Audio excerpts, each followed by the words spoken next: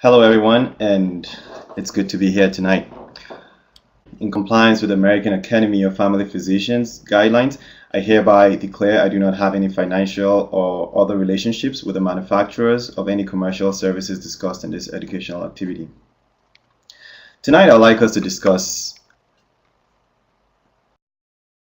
cross-cultural issues in patient-provider encounters. This topic is really important because it's clicking so fast. Okay. It's really important because it is projected that by the year 2050, the United States, ethnic minority groups in the United States will consist half of the US population. America is definitely becoming very diverse, and with this diversity comes different people with different ideas and different beliefs, different value systems, and as we can see, for healthcare providers, our jobs are cut out for us. It is our responsibility to accommodate and cater effectively for everyone regardless of their cultural backgrounds. And there is no better way to learn this than through cultural competency training. Let's start from the basics. Culture. Culture can be defined as the way people think, communicate, act, their customs, beliefs, their value systems, and institutions of race, ethnicity, religion, and social groups. Now, when we think about culture, we think about the core aspects that culture consists of, and this includes race, ethnicity, history, religion, national origin, and so on. Now, if you look at this core components as they're expressed through an individual, other factors come into play, including gender, age, family dynamics, and personal psychology. Still going forward, culture expressed through individuals over a period of time is when you have determination of sexual orientation, acquisition of social status and power, education and profession, acculturation. This list of factors that culture consists of is by far not exhausted, but this is just like a summary to give us an idea of what we'll be discussing tonight. What exactly is cultural competence? It is just the idea of effectively operating in different cultural contexts and altering our practices or tailoring our practices to suit our patients from diverse backgrounds. In thinking about this, I'd like us to consider culture and healthcare. Expressions of culture in healthcare is based on our cultural health belief systems. And this is what helps us in determining or defining and categorizing health and illness. Is what is the basis for the explanations we have for the models of health or illness we have. It's also the basis for the theories we propose for relationship between cause and nature of illness. It is also what defines the specific scope of practice for healthcare providers in all cultures. Let's think about the culture of Western medicine. It's a culture where we know we have to make it better for the patient, improving quality of life and longevity. We intervene, we're dominant, we try to be dominant over nature, we try to take control. We're proactive as opposed to just waiting for nature to take its course in most cases. We believe in acting quickly, sooner than later. We are aggressive therapeutically, using multiple models of therapy or multiple therapeutic agents to fight the same illness sometimes. And then we plan and try to improve on what we currently have every day. We also operate on a standard, meaning that we treat similar cases in the same manner. Now I'm going to compare this a little bit with culture and healthcare in other um, cultures. Now, I've tagged these other cultures because I'm trying to avoid any kind of stereotyping of a particular culture. So this is just a summary, a general summary of things that occur in some other cultures as pertains to healthcare. While in the culture of Western medicine, we try to improve the health of our patients. Some people accept with grace, accepting that it's the will of a supernatural being and nature should take its course. We try to exert control over nature, while some people try to balance or harmonize with nature. We're very proactive, and like I mentioned earlier, some people wait and see what happens and allow nature take its course.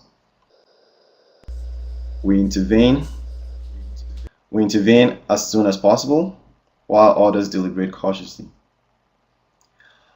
We intervene with very strong measures, while some other cultures believe in a gentle approach. We plan ahead, we improve on what we do. That's why we do research and we improve on our science. Some people take life as it comes.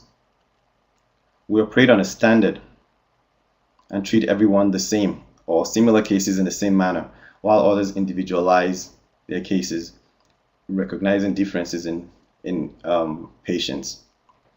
For example, in some cultures, a patient presents with a fever and a healer will give a teaspoon of some kind of substance. The next day, someone else presents with the same kind of fever, and the same healer gives the person 2 cups of the same substance. So the treatment is mostly individualized. What I'm trying to depict here is that cultures in healthcare exist in different dimensions. Western culture does exist, and there are other cultures that we have to recognize, try to understand. Even if we think it's not the right way to go about it, we need to recognize it, understand, and try to respect it. In the National Center for Primary Care, we have multiple tools that we use for our workshops in training on cultural competency. CRASH is one of them and has been presented at this webinar in the past. Today, I'm going to step a little bit outside that, talking about some of the multiple layers of culture that we need to understand so we can cater for our patients effectively. A very important cross-cultural issue in patient-provider encounter is religion. It is important to understand and respect religious norms and values of our patients to ensure and to build that trust that will lead to better medication and treatment compliance. Let's take an example of medication. For example, some of our pharmaceuticals contain gelatin bases that are gotten from animals. In some religions, these animals are sacred or are forbidden. For example, in Islam, it is forbidden to eat pork, and some gelatin can be gotten from pork that is used in making these medications. Another example is the Hindus, who have the cow as a sacred animal, and as such, a lot of Hindus are either vegetarians or vegans and do not usually eat animal products. And so if alternatives exist, it is important to explain this to the patient and possibly think about providing such alternatives to the patient. Now, this all depends on, like I had mentioned earlier, multiple layers of culture, including acculturation. Some acculturation and how deep the individual is in that religion. Sometimes you have Muslims who eat pork. It is in Islam, it is forbidden to do that. But at some point, level of acculturation and how deep they are in the religion also play a role. So this by no means should allow any healthcare provider stereotype and think, since a person is a Muslim, I will have to provide an alternative medication. It's important to discuss this with the patient. We think about diet. When sometimes we discuss diet with our patients, it's important to ask the components in their culture that may affect the kind of diet we will try to advise them to take. Another situation where diet plays a big role in religion is in Islam. In the ninth month of the Islamic calendar, there is the Ramadan, which is the fasting month. It's 30 days of fasting or thereabout. And within this period, a lot of patients have a situation where they're caught between fasting, that is total fasting, no food or drink, and taking medications when they're ill. I must mention at this point that Islam provides that an individual who has a health issue can be allowed to take medications during this period. But all this depends on the individual. Many healthcare providers have seen situations where patients will refuse to take medications because of fasting. And you have to think about diabetic patients on insulin and things like that. Another important aspect of religion that I think it's something that can be a big issue in patient-provider encounters is communication and interaction. It is important for providers to understand verbal and nonverbal cues, to realize that certain religions allow for certain things and frown at other things. An example is in interacting with a Muslim of opposite sex, it is inappropriate and unacceptable to extend a handshake. It is better for a healthcare provider to wait for the patient of an opposite sex to extend the hand for a handshake before and then respectfully accept it. This is important because sometimes if doctors are unaware of some of these religious issues and you extend a handshake, you've already breached some kind of respect and trust that the patient requires. Another important aspect to consider in some cultures or some religions too, it is important for a female patient to see a physician, especially a male physician, and to be accompanied by a male member of the family. And that male member does not necessarily have to be her husband or her father, just a male family representative. This might pose a situation for a doctor or a healthcare provider who feels he needs the person accompanying the patient needs to step out. So it's important to understand some of this to foster the trust between patient and providers.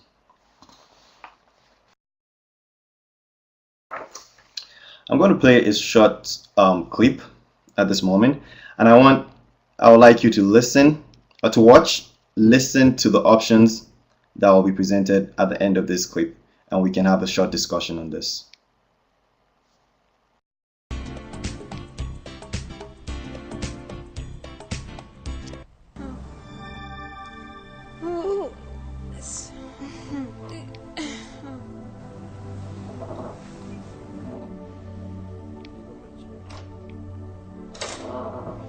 Good evening. I'm Dr. Lieberman. How are you doing tonight? Oh, doctor.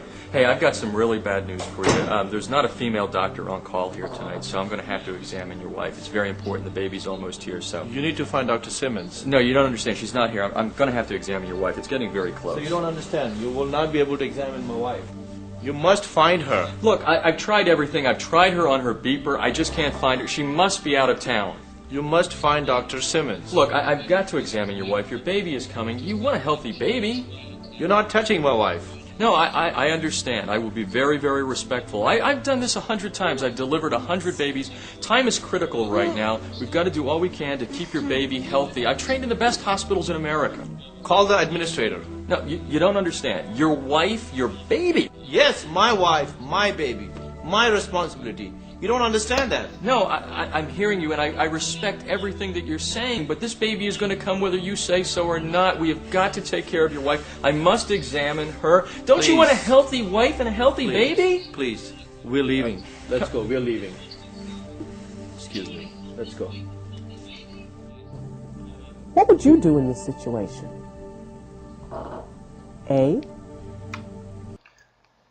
So I know that it was kind of freezing at some point. I want you to think of what we just saw now, and then listen to these options, and we can have a short discussion. What would you do in this situation? A. Transfer the patient to another hospital 30 miles away where a female OB resident is available to deliver the patient? B, do you let the labor and delivery nurse, an RN, not a midwife or nurse practitioner, deliver the baby with the male obstetrician giving instructions from behind a curtain? C, do you express empathy and regret that the hospital is unable to meet their needs, but insist that the male doctor is the only competent one to deliver her baby? Or D, do you diplomatically take the husband from the room and try to talk separately with the patient to see if she can make a decision that would help you out of this scenario? Okay. So which of these options do you think is most appropriate in this situation? A, transfer the patient to another hospital 30 miles away where a female OB resident is available to deliver the patient? B, do you let the labor and delivery nurse, an RN, not a midwife or nurse practitioner, deliver the baby with the male obstetrician giving instructions from behind a curtain? C, do you express empathy and regret that the hospital is unable to meet their needs, but insist that the male doctor is the only competent one to deliver her baby? Or D, do you diplomatically... Okay, so I just played that again so that everybody else will hear what the option C is. And Dr. Travis has said that maybe B. Okay, so we see ideas floating back and forth. I'll have to say that all of this are options, fairly good options, but none of them is the best option in this situation. So we have a couple of B's and a couple of C's. Let's see what the final option is. D, do you diplomatically take the husband from the room and try to talk separately with the patient to see if she can make a decision that would help you out of this scenario? Is anybody considering option D? Maybe ask the male doctor should have asked the husband to step out for a minute, and then he should have tried talking to the husband, and maybe one of the nurses should have tried talking to the wife to help make an independent a decision.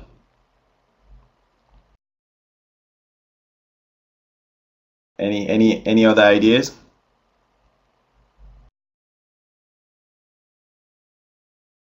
So let's find out what the correct answer is in this situation. None of these are good options. You should have talked to the patient and her husband early on in their prenatal care. Discuss what issues will be important for you at delivery. Discuss on-call arrangements so that they understand that the female obstetrician who's been caring for the patient may not be the one to be there at delivery. The baby will be born, one way or another, without or with the doctor's help. But in this situation, all, the doctor, the husband, the wife, and the baby, will suffer unnecessarily. Thank you. So, just like we have discussed in the question and answer panel here, all the options are fair options that we can consider, but ideally, this is a patient whose needs should have been met. Well, at this point, what can be, based on experience, what has been done in these situations in the past is having a resident.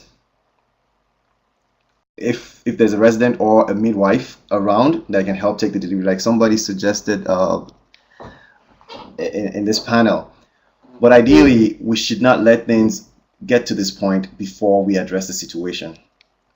We have a patient who, in this case, this patient's religion and her culture has not been put into total considerations before delivery.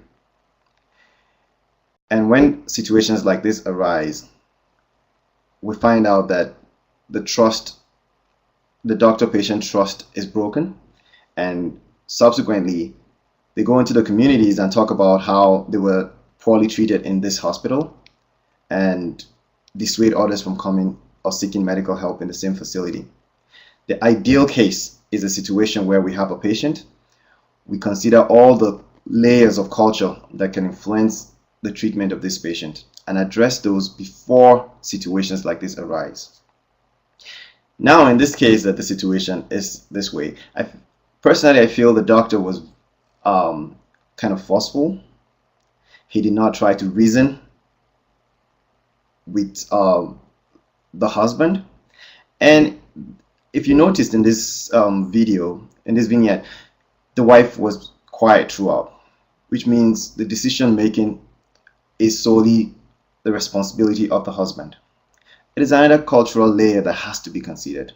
The support network, the power dynamics in the family, and the decision makers. All of these people have to be put into consideration during the treatment of this patient and not at the last minute. This is an important lesson for people, for healthcare providers to understand, to recognize and understand, and to be cautious of in practice. I'm going to move on and talk a little bit about literacy and language.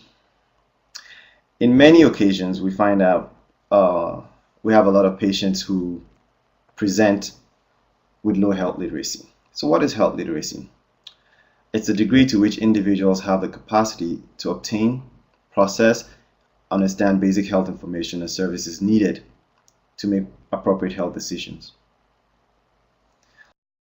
We'll assume that everybody should be able to handle this, but unfortunately only 12% of adults have proficient health literacy in the United States, which comes to about 9 out of 10 adults may lack the skills needed to manage their health and prevent disease.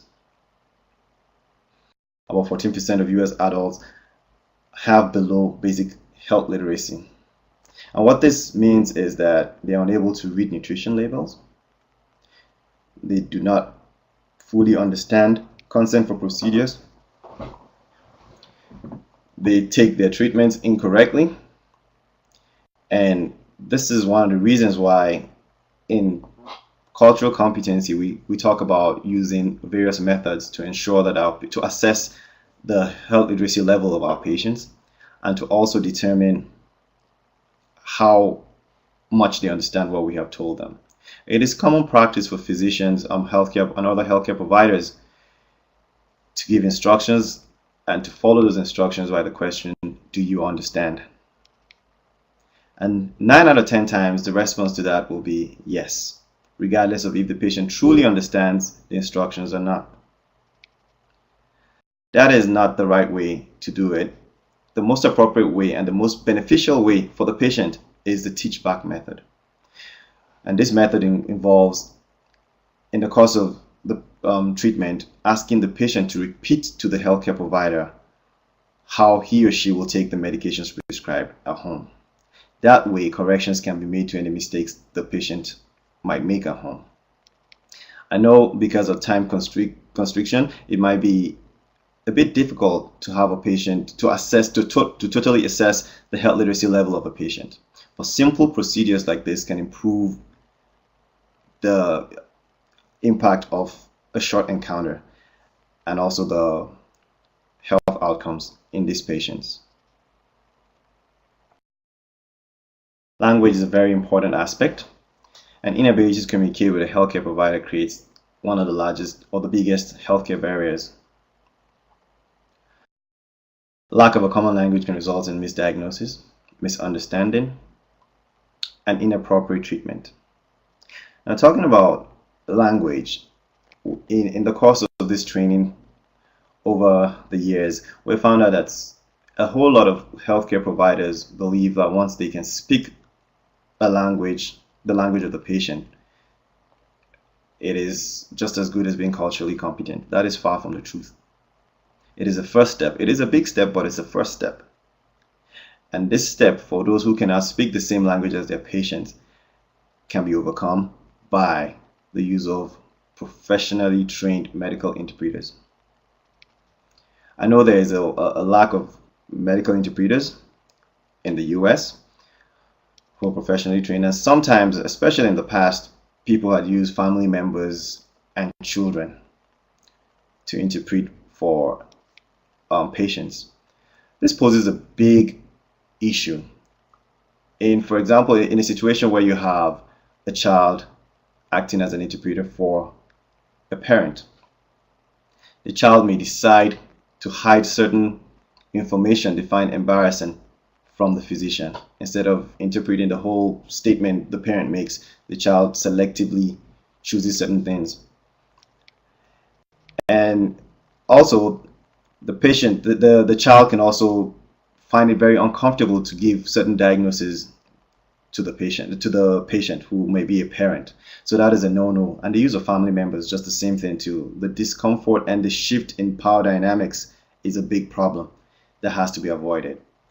And in using a medical interpreter, it is important to use the interpreter at the beginning of the encounter.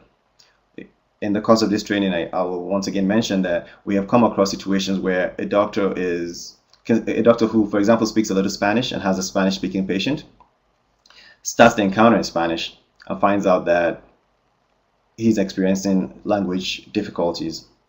And somewhere in the middle of this encounter, he now is frustrated, the patient is upset, and then it's at that point the healthcare provider requests an interpreter to come in.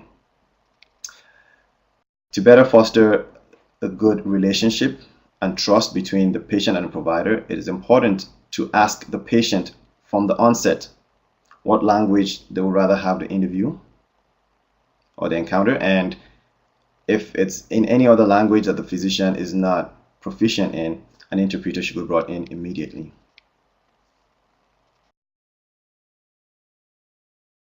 Language does not only play a role when it comes to direct interaction with the patient. In situations where there's indirect communication or communication with other members in the other hospital staff and patients over here, it can also pose a big problem. I'll show you a brief example of that shortly. Can I have the second video?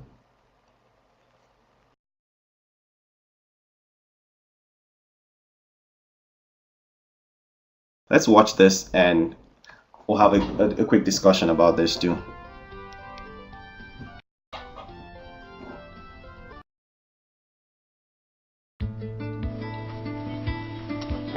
Hey John, busy morning. I heard you saw 17 patients. Yeah, I've been kind of busy. I've seen a few flu cases and a few rashes.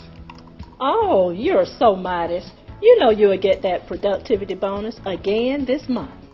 Yeah, I guess, but let's not forget our quality program, which is focusing this month on cancer. Cancer screening is very important. Prostate cancer and especially colorectal cancer. You know how it is. When patients come in with all the problems, you tend to forget. And male patients don't like us poking around. But remember, it's not just men. Women are having pap smears and mammograms. But we're not sticking our fingers up enough rectums, you know. Okay, now let me get back to my patient. Okay, but don't forget, today the big word is cancer. Okay. But remember, when you see Mr. Lopez, prostate cancer screening. Okay, let me get back to my patient. And get that finger in that rectum. Remember, cancer. ¿Cómo estás? Muy bien, perfecto, no necesito nada. Later that evening, Mrs. Lopez asks her husband if anything is wrong. He seems worried. He says he's fine, but she knows he is worried.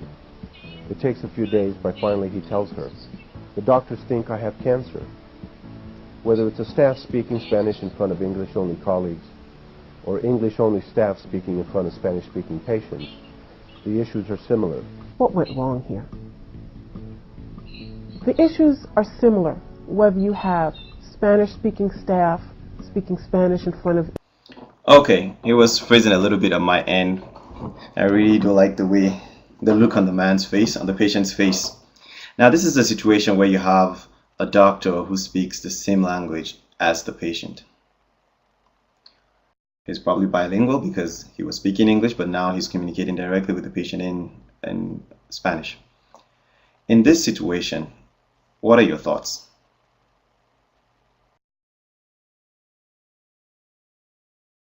Anybody?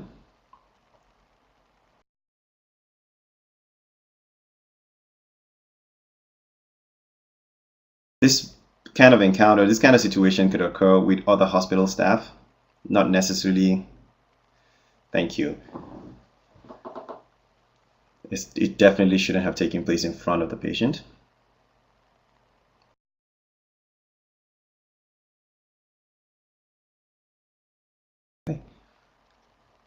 So in this situation, this conversation has happened. The patient apparently speaks only Spanish and understands a few words in English. And the words that struck him was just cancer, cancer, cancer. And these are some of the things we need to consider as healthcare professionals. I think you've answered the question. You've just answered the question, and which someone just suggested that perhaps a follow-up with the patient to Dr. Travis to explain what happened if the provider noticed it is the ideal thing to do in this situation. But then what happens if this situation occurs between other hospital staff or clinic staff and they don't have direct access to the patient to explain what they were talking about? Any suggestions?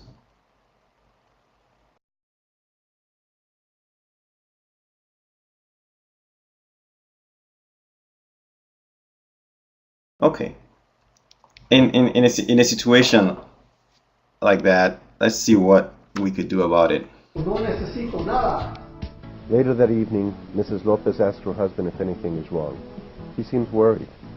He says he's fine, but she knows he is worried. It takes a few days, but finally he tells her, "The doctors think I have cancer." Whether it's a staff speaking Spanish in front of English-only colleagues, or English-only staff speaking in front of Spanish-speaking patients, the issues are similar. What went wrong here? The issues are similar whether you have Spanish-speaking staff speaking Spanish in front of English-only speaking staff, or whether you have English-only staff speaking in front of Spanish-speaking patients. Misunderstanding is a possibility. What should you do? Acknowledge everyone within earshot. Explain why you're speaking whatever language you are, and carefully explain the background of what you were saying. Okay. So, as has been suggested here, this conversation should never have happened in the first place. Sometimes these things happen and they have to be corrected immediately. In this situation, it was not, and it posed a big problem in this encounter. We're going to come back and have a little discussion on all these issues, but I'm going to move on at this moment and talk a little bit about sexual orientation, which is another layer of culture that we need to consider when we see our patients. We do know that as of today, there is really no federal or national database that gives an adequate or accurate number of people who identify as lesbian, gay, bisexual, or transgender. Some people are still in the closet, and some openly identify as LGBT. Now, in this situation, how can we effectively cater for the needs of our patients who may or may not identify as LGBT? I've heard on first-hand basis from people who identify as LGBT that when they go to a clinic, some of the first things they scan around for is a sign that says that the environment is a safe, non-judgmental environment for LGBT patients. If that is not available, they scan around for resources or brochures on health issues that affect LGBT in the waiting area. That gives them an air or some kind of comfort that the doctors are aware of this population and the doctors may be comfortable addressing the needs of this population. Now, this population is an important population that has to be catered to effectively. I'm not saying any other population is more important than the other, but the reason why this is a different layer of culture that has to be considered is because most times if we have a patient from a different culture, it might be a little easier to identify them, either if they speak English from the accent, or from the name, or just by asking directly. But most of those things don't follow when it comes to the issues of sexual orientation, especially for those who haven't come out openly to identify as LGBT. And in that situation, there are barriers to effective communication. Now, some of the barriers to effective communication that prevent a culturally effective encounter between patient and provider include things like lack of awareness on the part of healthcare providers on the appropriate terms and language used to address people who identify as LGBT. The terms that are used can either foster the trust or can, at that moment, form a barrier to whatever kind of communication is going to continue from that moment on. Sociocultural history is very important. Taking the history from these patients should be done in privacy. I know this is something that most people who are on this webinar tonight would think, well, that's a normal thing, you take it in. But like you saw on the last vignette, there are certain situations where there are oversights. And questions could be asked in front of family or in front of friends. And that will prevent the individual from coming out to say, I identify as LGBT. And those things happen. Same thing with taking a sexual history. It is important to be culturally competent in a manner that sexual history, regardless of how short or how casual it's taken, should be taken using open-ended questions. Like, do you have a significant other? As opposed to asking, are you married or do you have children? Suggesting a heterosexual patient. We do know that in the US today, quite a number of states allow same-sex marriages and adoption of children by same-sex, couple. So it's important to take a good history in a culturally non-judgmental environment, culturally effective and non-judgmental environment to help facilitate such encounters. Even though medical records are protected by federal and state privacy laws, from my interaction with people who identify as LGBT, a lot of them still worry about illegitimate access to these records. They worry about that, and I think it's something that's very important for a healthcare provider who has a patient who has self-identified as LGBT to mention and to allay their fears on how these records are protected, because this can deter the patient from giving appropriate or correct statements on their sexual orientation. Recently, I discussed with a friend of mine who mentioned an incident that occurred. Now, I'm going to give a summary of this incident just to show you that it's important for the healthcare providers themselves to be culturally competent, to be non-judgmental, and to train their staff, their clinic or practice staff, especially front desk staff, on how to accommodate LGBT patients. So this patient calls the hospital, the clinic, to make an appointment with this primary care physician. And the person at the front desk who was making the appointment had a discussion and tried to put him on the schedule. At some point, he did mention he was transgender. And the front desk person said, well, you know you have to pay out of pocket. And he asked why. He was appalled by that and the person said, well, we don't handle transgender issues here. The funny thing about this whole thing is, well, it's not really funny, but I mean, the weird thing about it is he wasn't going there for any transgender issue. He was going for a medical reason, which was covered by his insurance. So training the front desk staff and other hospital or clinic personnel is very important, so that such mistakes, because immediately after that, he decided he wasn't going to see that primary care physician. And he was asking if I knew people or physicians who had a safe, non-judgmental environment where he could go. So these are just simple examples of situations that occur on a daily basis. And going back again to the terms, inappropriate terms used in describing people who belong to the LGBT population. Those are things that can really, really cause a breach in communication between the patient and the provider. It is important to be aware, regardless of if healthcare providers see a whole lot of LGBT self-identified patients or not. It is good to just be aware of the terms, the correct and appropriate terms to use in such situations, and language to use also. As a follow-up on some of the products of some of the tools we use at the National Center for Primary Care, we have the crash course in cultural competency. It is based on CRASH actually stands for culture, respect, assess, affirm, sensitivity, self-awareness, and humility. And like I mentioned earlier, it is a model that has been presented on this same webinar a while back, but I'm still going to just give a quick summary of this model for those who missed that webinar. We discussed culture. Today we have talked a lot about culture, and we have discussed the different layers of culture.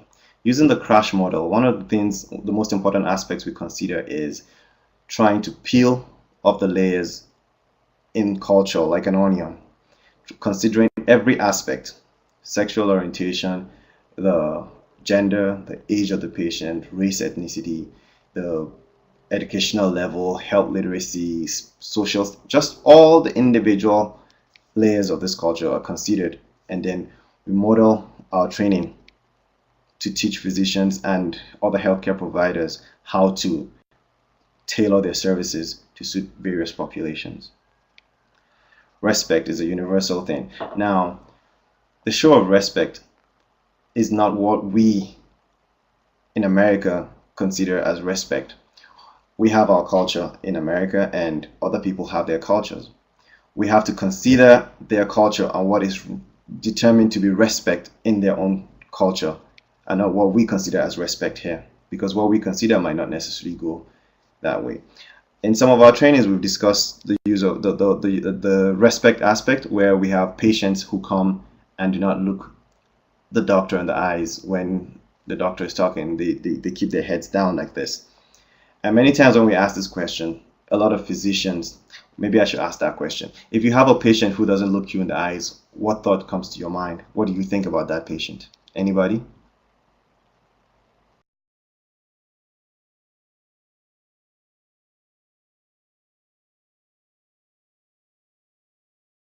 Be frank, just give me the first thing that comes to your mind when you have a patient from a different culture who comes and presents without looking you in the face and shy. Okay, that's one. Anybody else?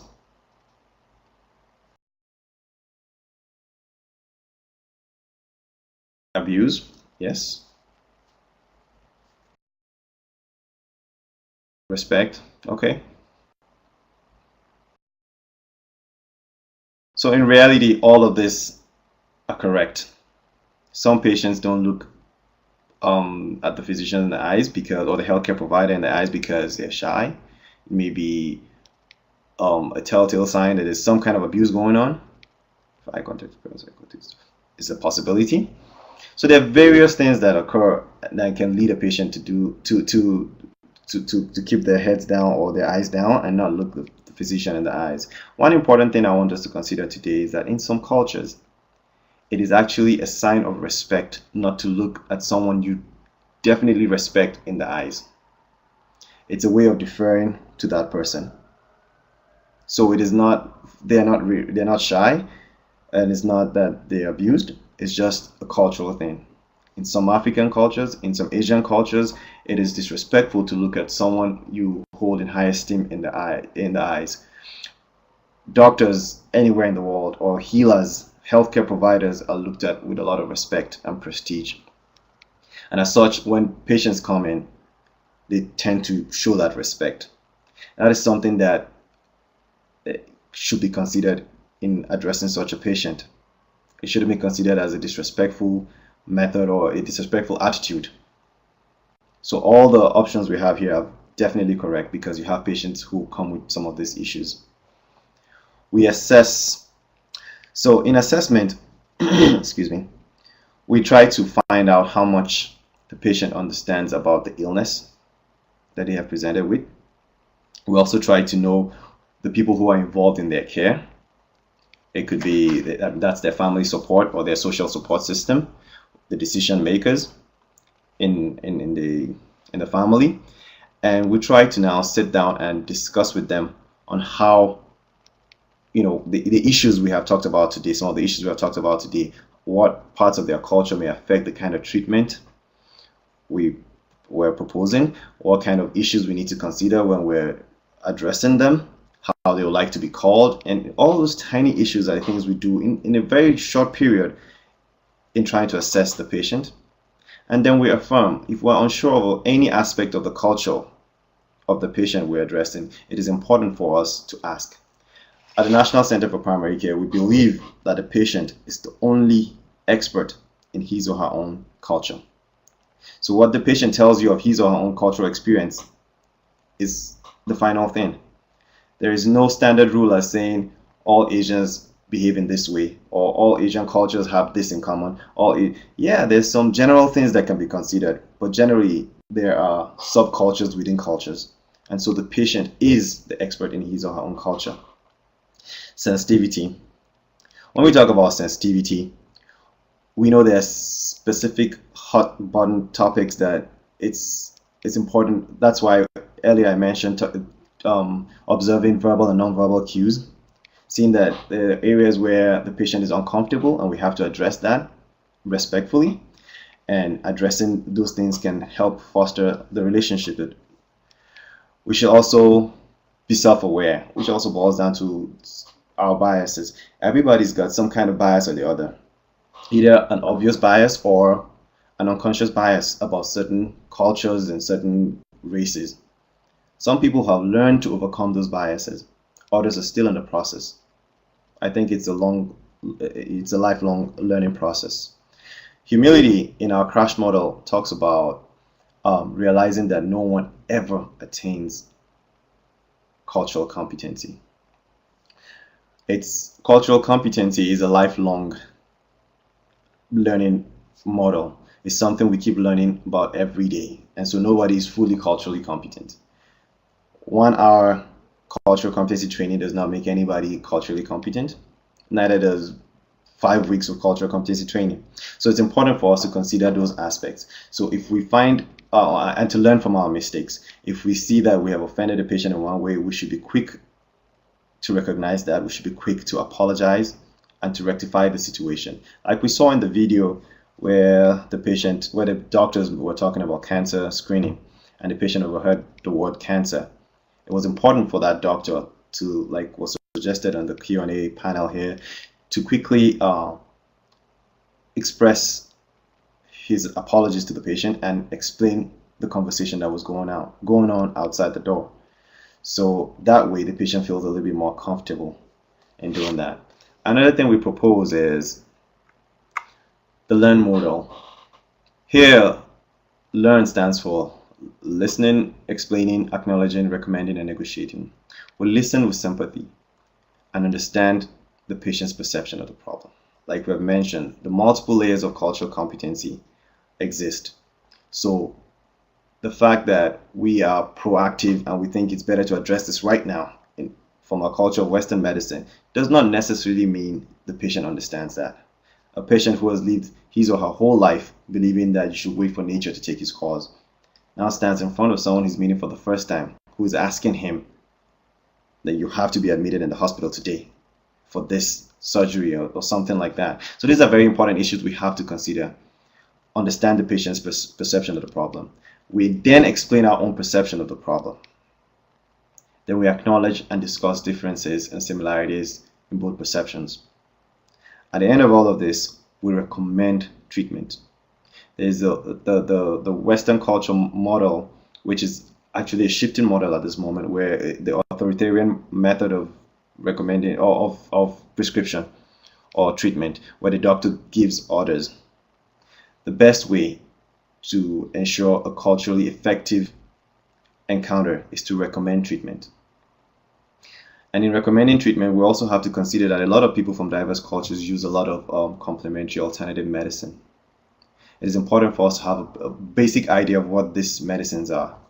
Some people come and talk about using vitamins that they got from their countries of origin. And these vitamins are just herbs and local things that have not really been standardized. So it's important to have an idea of some of these basic things while we're recommending treatment so that these things do not interact with the treatment we're recommending. And finally, to negotiate an agreement. Because the fact that we make a prescription for a patient does not necessarily mean the patient goes home and takes the medication. So it's important for us to agree on something, on a treatment, before the patient leaves the doctor's office.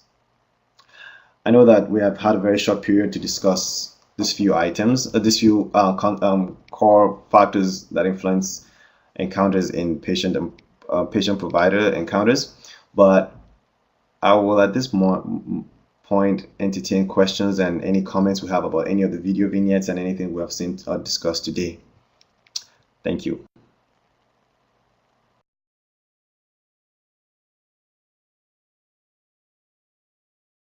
Any comments, additions, questions?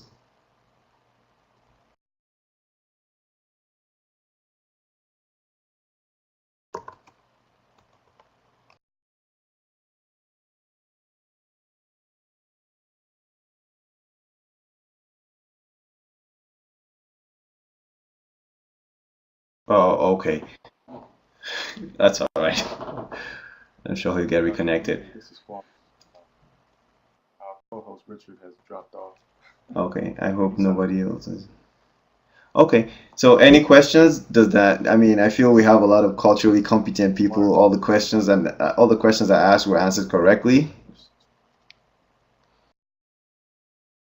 Any questions or any comments about anything I talked about today or any of the videos we watched today?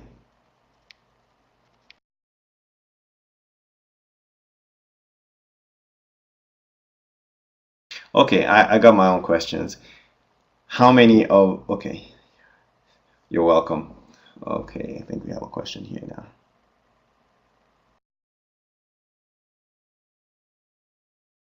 Exactly. So someone, I'm not sure if I think everybody sees the Q&A panel.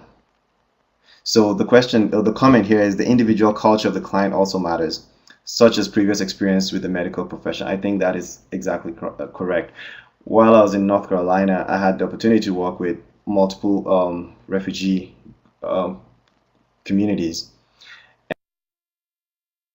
And in those communities, you could find out a doctor they preferred or doctor's office they preferred as compared to others, or a hospital that they would rather go to than others, simply because of the experience of one patient in this population.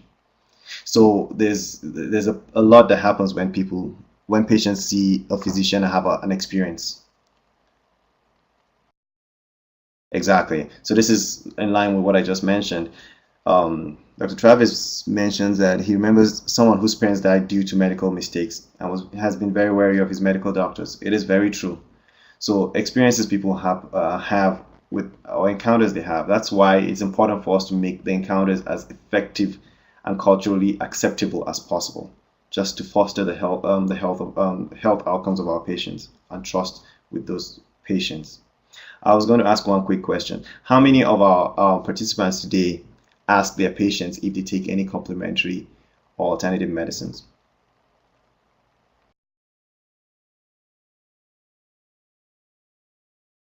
You know, I once saw a study that said only about 14% of US physicians asked but this was a few years ago. I think things might have changed a little bit, but only 14% of US physicians asked their patients about complementary and alternative medicine use. This is very important, and it's something that we need to consider because some of these complementary alternative medicines can affect or interact with the medications we prescribe for our patients. So I see nobody none of our participants asked that question. Well, it's food for thought. It's important to ask our patients if they take any vitamins, no matter how insignificant the vitamins seem to be, and to consider how those vitamins can interact with whatever treatment or medications we prescribe.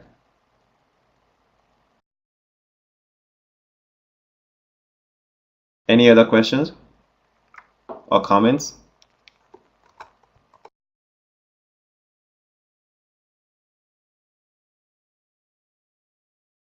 Oh, okay. Okay, that's great. Not quite yet. I Oh, think he's back on? Richard is going to come back on. Well, I want to thank all of you for participating in this webinar tonight. I hope you did learn something today, and I hope I kind of improved your knowledge on cultural competency, or at least increased your awareness of certain things that you did not know before tonight. Is Richard back on?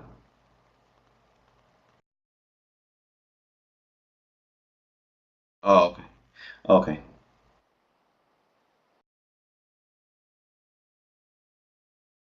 Welcome. We can't hear him, but that's fine. I will just say this. Thank you for that insightful presentation. You're very welcome. I learned. That was awesome. I really appreciated those videos too.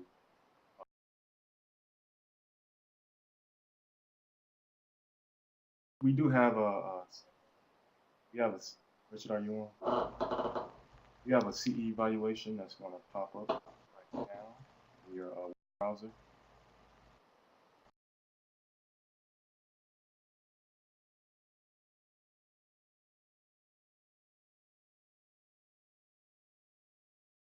Email you certificates, CME certificate.